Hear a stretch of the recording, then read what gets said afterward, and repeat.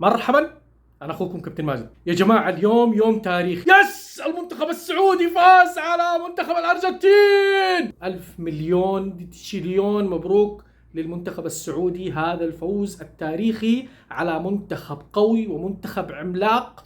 مونديال كأس العالم في قطر منذ انطلاقته، وهو المونديال بيمر بظروف غريبة، مونديال أحداثه رايحة جاية. في البداية كان في نوع من الواقعية، يعني شفنا المنتخب القطري كان مستسلم أمام الإكوادور، تغلبت الإكوادور على قطر بمنتهى السهولة.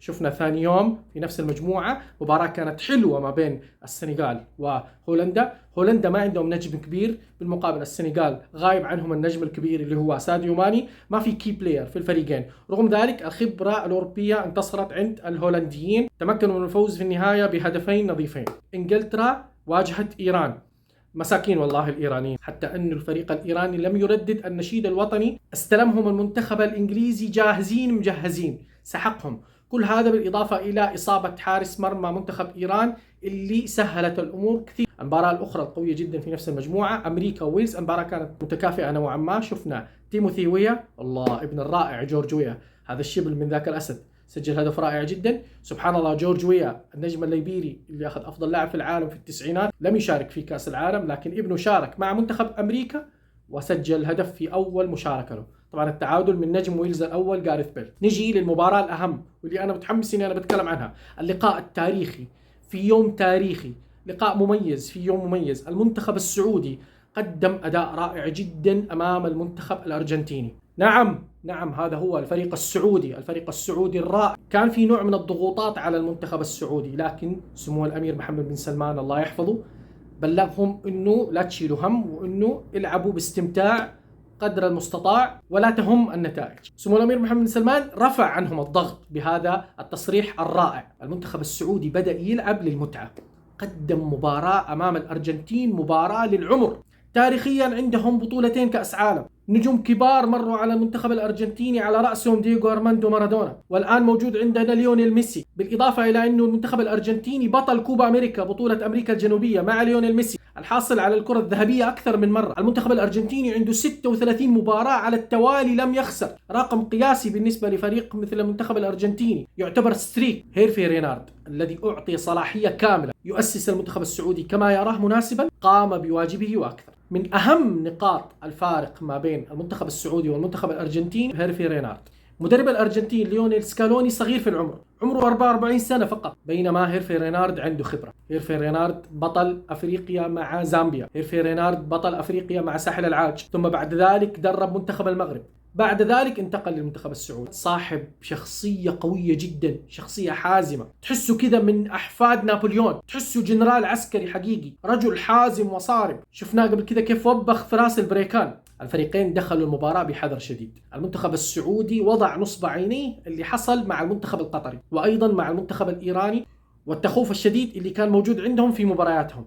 المنتخب السعودي كان بيلعب بندية، صحيح انه ما كان بيهاجم، ولكن كان في عنصرين أساسية طبقها المنتخب السعودي في هذه المباراة، هما اللذان ساعدا المنتخب السعودي في الفوز في هذه المباراة. هذين العنصرين الأساسيين هما اللذان يساعدان كل المنتخبات المشاركة في البطولة حتى الآن، وكل بطولات كرة القدم في العالم ما عادت تعتمد فقط على المهارات. زمان كنا نشوف لاعبين يحوسوا، لاعبين يسحبوا، اوكي انت تعرف تسحب، تعال يلا المنتخب. لا، الكلام هذا عاد خلاص ما عاد ينفع. ولا زمن دييغو أرماندو مارادونا لما كان يسحب في الإنجليز وسجل هدف أسطوري في كأس العالم، وحتى سعيد العويران سجل هدف أسطوري في كأس العالم ضد منتخب بلجيكا، واحد من أجمل الأهداف في تاريخ المونديال. الآن كرة القدم تعتمد على عنصرين أساسيين. العنصر الأول والأهم والذي تعتمد عليه كرة القدم بشكل رئيسي حاليا هو اللياقة البدنية العالية. يجب أن يكون لديك كلاعب كرة قدم، بل يجب أن يكون على أعضاء فريق كرة القدم كلهم أن تكون لياقتهم البدنية عالية جدا، أن يكونوا مستعدين جسديا، بالإضافة طبعا إلى الاستعداد الذهني والنفسي.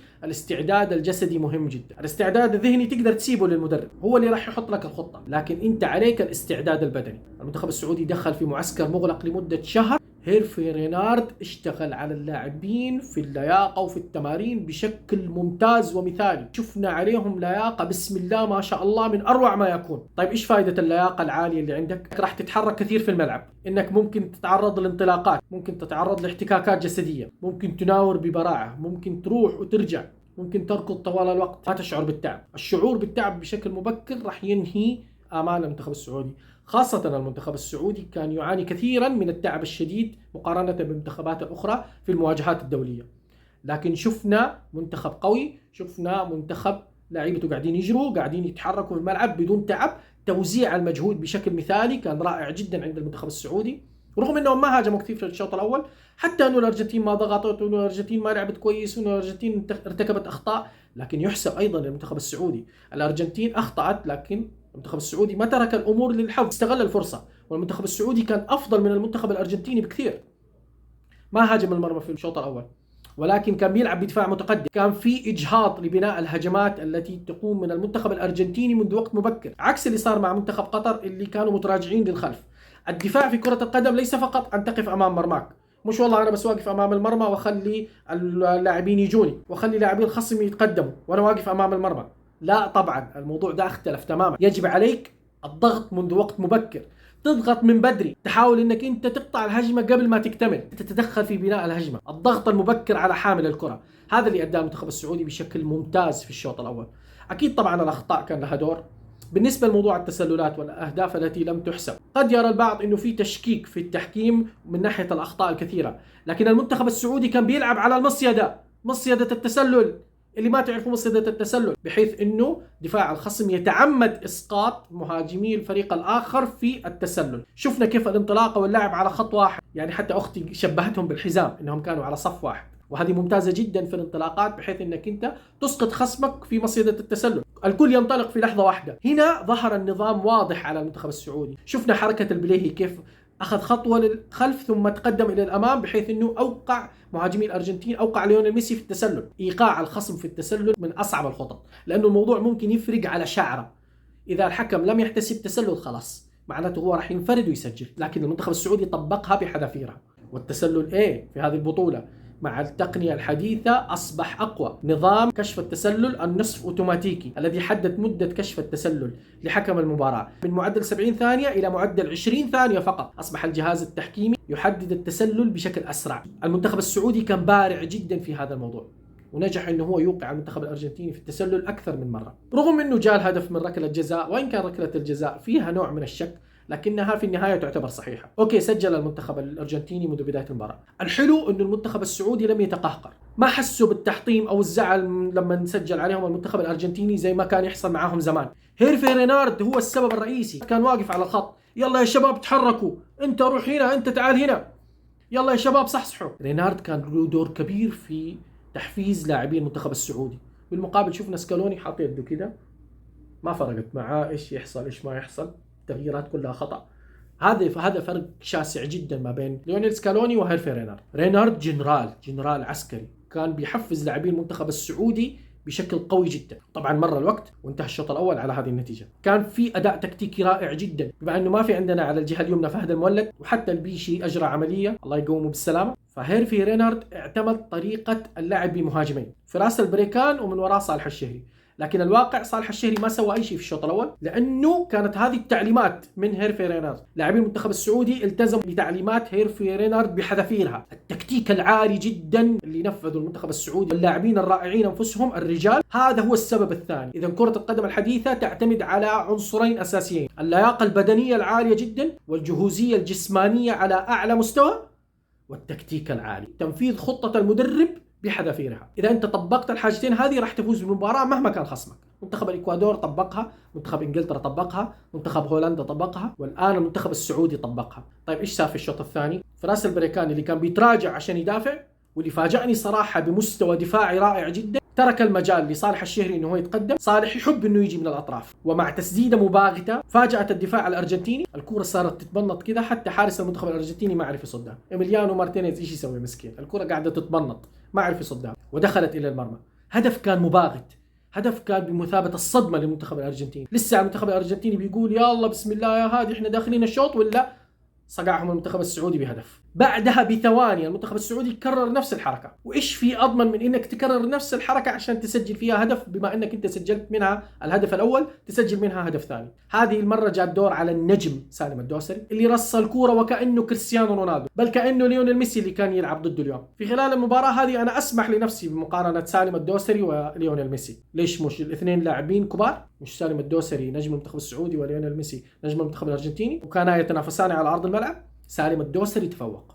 ليونيل ميسي تقريبا انقطعت منه الكرة أكثر من 20 مرة. مشكلة ليونيل ميسي الفترة اللي قضاها في برشلونة خاصة السنوات الأخيرة جعلت البعض يطلق عليه لقب المتخاذل. هدفين سجلها المنتخب السعودي في ظرف دقائق ثم عاد إلى الدفاع. المنتخب الأرجنتيني ما عرف يضبط أوراقه. تغييرات ليونيل سكالوني كانت كلها غير مجدية. فين باولو ديبالا؟ ليش ما لعبته؟ منزل جوليان ألفاريز صغير في العمر. ليش دي ماريا يلعب وهو صار له فترة طويلة مصاب؟ أخطاء فادحة وقع فيها سكالوني. بالمقابل تغييرات هيرفي رينارد كانت ممتازة وفي محلها. الخبر الأول السيء هو إصابة سلمان الفرج ودخول نواف العابد.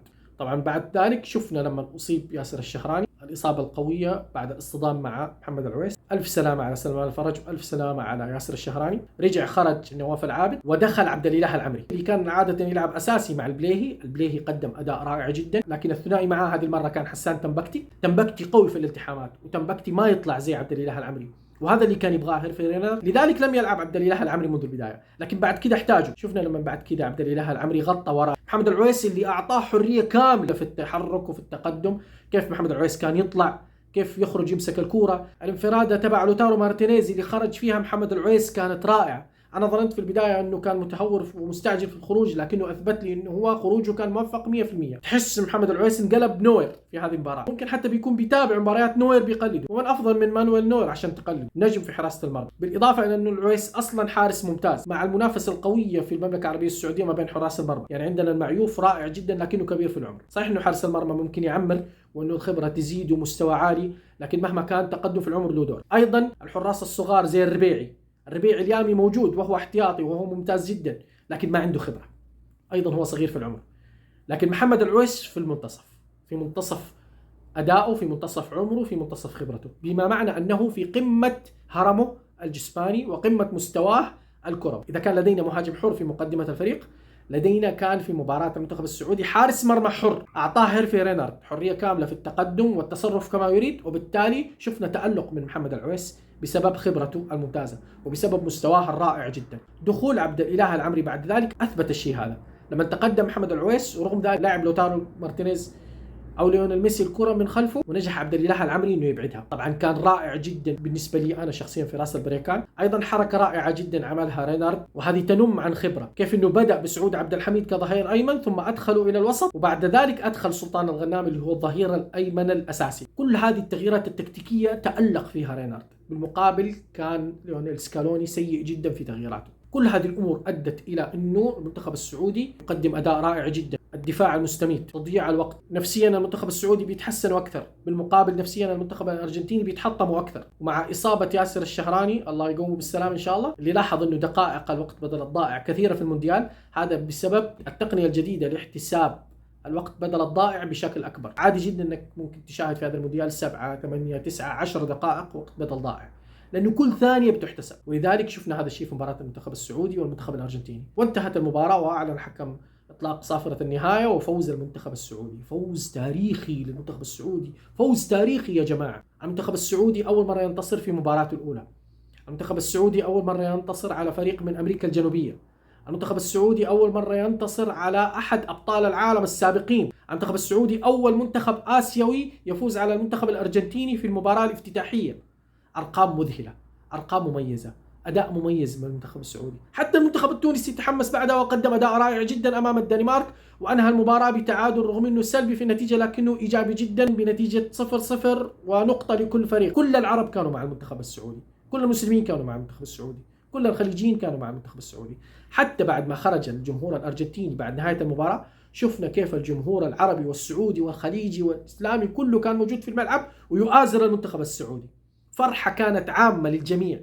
كان يوم مميز جدا في كل شيء. حتى تاريخ اليوم سبحان الله كان مميز. 22/11/2022 يوم مميز بمعنى الكلمة. وبكرة كمان إجازة طبعا باستثناء مباراة بولندا والمكسيك التي انتهت بدون أهداف واللي ضيع فيها روبرت ليفاندوفسكي النجم البولندي الرائع، ركلة جزاء هو اللي ما سجل في المونديال أبدا. والحارس المكسيكي الرائع اللي يختفي 4 سنين ثم يعود ويظهر في المونديال ويتألق ثم يختفي 4 سنين، الحارس المكسيكي الرائع أوتشوا، اللي سيخوض المنتخب السعودي إن شاء الله ضده مباراة قوية جدا. انتهت المباراة بالتعادل السلبي ما بين بولندا والمكسيك، وكان ختامها مسك في نهاية اليوم مع تألق حامل اللقب المنتخب الفرنسي وسحقه للمنتخب الأسترالي رغم غياب بنزيما. المنتخب الفرنسي عنده نجوم كبار، لا تخلو جعبة المنتخب الفرنسي من العمالقة. عندك كيليان مبابي الرائع العملاق، حتى ديمبلي اللي بدأ يبدع مع برشلونة، أوليفي جيرو اللي سجل واللي أخيرا سجل، هو ما سجل في المونديال السابق أي هدف رغم أنه فرنسا حصلت على لقب بطل العالم. كل هذه الأمور أكثر حصلت في هذه المباراة. إذا الأسباب الرئيسية لفوز المنتخب السعودي على المنتخب الأرجنتيني: أولا الروح العالية جدا عند المنتخب السعودي، ثانيا اللياقة البدنية الممتازة عند لاعبين المنتخب السعودي، ما شفناهم يتعبوا زي زمان، ثالثا تطبيق الخطة الموضوعة من المدرب بحذافيرها والسير على نهج تكتيكي كامل بكل حذافيره، رابعا الأجواء الرائعة في استاد لوسيل والجمهور السعودي والعربي اللي كان مؤازر بقوة. كل هذه الأمور أدت إلى انتصار رائع وتاريخي للمنتخب السعودي. نتمنى أنه هذا الانتصار ما يكون الوحيد وأن المنتخب السعودي يكملها ويتأهل من هذه المجموعة، لكن الشباب رفعوا رؤوسنا وهم طول عمرهم رافعين رؤوسنا، ونقول لهم جزاكم الله خير والله يوفقكم، وشكرا على هذا الأداء الرائع وعلى هذا اليوم المميز جدا. إن شاء الله يكملوا يا رب. هذا كان كل شيء، شكرا لكم، مع السلامة.